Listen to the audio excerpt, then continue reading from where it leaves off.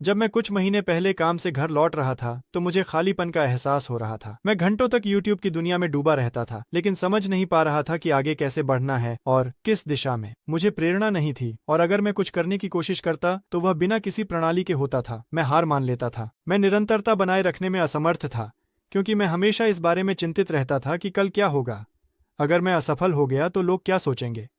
लेकिन एक दोस्त के साथ एक बातचीत ने मुझे इस स्थिति से बाहर निकलने में मदद की। अब सब कुछ बदल गया है। मेरे पास स्पष्ट लक्ष्य हैं और मैं उनके प्रति निरंतर बढ़ रहा हूँ। मैं आपसे अपने अनुभव को साझा करना चाहता हूँ कि मैंने यह कैसे हासिल किया। उम्मीद है आप मेरी सामग्री सराहेंगे, लाइक और सब्सक्राइब करेंगे। शुरुआत में समर्थन विशेष रूप से आपकी प्रतीक्षा करता है। सभी को देखने में आनंद आए।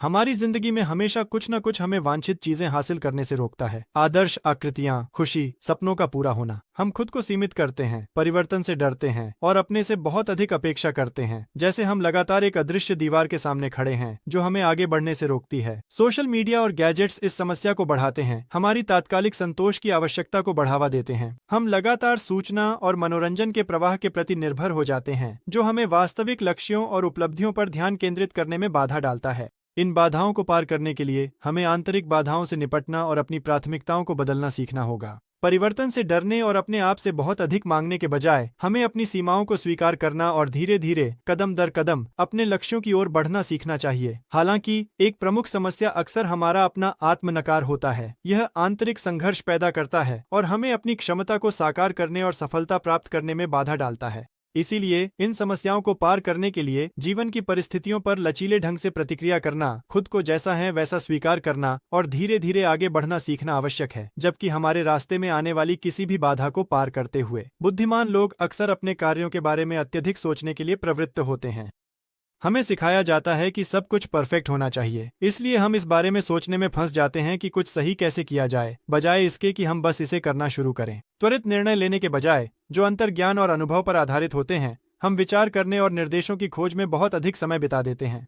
यह निरंतर पूर्णता की चाह ठहराव का कारण बन सकती है। जब कुछ भी नहीं हो रहा होता, कभी कभी कुछ करना शुरू करना, भले ही वह आदर्श न हो, अनंत विचार करने और कुछ न करने से अधिक महत्वपूर्ण होता है। एक बार एक दोस्त के साथ फोन पर बातचीत के दौरान मैंने समझा कि किसी ऐसे व्यक्ति का होना कितना महत्वपूर्ण है जो आपके विचारों और लक्ष्यों को साझा करता हो। मेरा मूड बहुत खराब था और हम अपनी कार्रवाई की दिशा निर्धारित करने की कोशिश कर रहे थे, लेकिन बिना किसी परिणाम के। हमने बातचीत को थोड़ी देर के लिए रोका और मैं आगे YouTube पर वीडियो देखने चला गया। और हाँ, मुझे बेहतर महसूस नहीं हुआ। हालांकि मेरे दोस्त ने फिर से फोन किया और इस बार उसके शब्द मेरे लिए बहुत महत्वपूर्ण थे। मैं हमेशा अपने ब्लॉग को बनाने में देरी करता रहा, छोटी छोटी बातों पर ध्यान केंद्रित करते हुए। उसने मुझे सलाह दी कि मैं बस शुरू कर दूं। कैमरे की खराब गुणवत्ता या कैमरे के सामने कैसे व्यवहार करूंगा, इस पर ध्यान न देते हुए, यह कहते हुए कि अनुभव समय के साथ आएगा। उन्होंने मेरे प्राथमिकताओं पर पुनर्विचार करने और केवल उन गतिविधियों पर ध्यान केंद्रित करने का सुझाव दिया जो मुझे खुशी देती हैं। मेरा पहला वीडियो इस बारे में था कि मैंने 4 ज्ञान दांतों से कैसे छुटकारा पाया। हाँ, मैंने बस अपनी कहानी साझा की, लेकिन सबसे महत्वपूर्ण बात यह है कि मैंने कार्रवाई करना शुरू किया। इस वीडियो की गुणवत्ता चाहे कितनी भी अधूरी क्यों ना हो,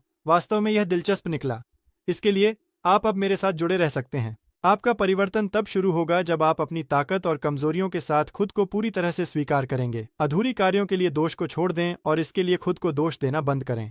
याद रखें कि परिवर्तन धीरे धीरे होते हैं। छोटे से शुरू करें, अपने लक्ष्यों को छोटे कार्यों में विभाजित करें और योजना का पालन करें। यदि आप किसी विशेष क्षेत्र जैसे कि वीडियो संपादन में विशेषज्ञ बनना चाहते हैं, तो मैं धीरे धीरे शुरू करने की सिफारिश करता हूं। यदि आप 30 दिनों की कार्यक्रम को सीखने के लिए समर्पित करते हैं, प्रत्येक दिन एक कौशल पर ध्यान केंद्रित करते हैं, तो इस अवधि के अंत तक आप कुल 30 कौशलों में महारत हासिल कर लेंगे। इस तरह का विधिवत दृष्टिकोण सामग्री में गहरे डूबने और क्रमिक विकास में मदद करता है।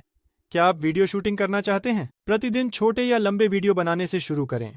यहाँ मुख्य बात यह है कि निरंतर अभ्यास आपको समय के साथ बढ़ने और सुधारने की अनुमति देता है। यदि आप अपने जीवन में खेल को शामिल करना चाहते हैं तो तुरंत जिम जाने की आवश्यकता नहीं है। सरल व्यायामों से शुरू करें, जैसे कि पुशअप्स और स्क्वाट्स, जिन्हें आप घर पर भी कर सकते हैं।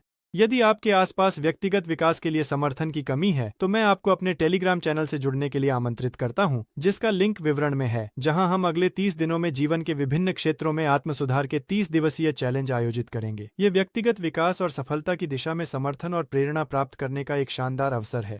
सबसे महत्वपूर्ण बात, प्रक्रिया का आनंद लें, न कि केवल परिणाम का, और असफलताओं को सफलता की ओर बढ़ने के सबक माने। अनुशासन और निरंतरता आपको अपने लक्ष्यों को प्राप्त करने में मदद करेंगे। अपने आंतरिक स्वर को अधिक सुनने की कोशिश करें और यह निर्धारित करें कि आपके लिए वास्तव में क्या महत्वपूर्ण है। आपकी आत्म अनुशासन और आंतरिक प्रेरणा परिवर्तन के रास्ते में किसी भी बाधा को पार करने की कुंजी बन जाएगी। और मैं आपको सामग्री के साथ खुश करते रहूंगा। उम्मीद है कि आपको यह वीडियो पसंद आया होगा और मैं आपसे चैनल को सब्सक्राइब करने और लाइक करने के लिए कहना चाहता हूँ। सभी को अलविदा।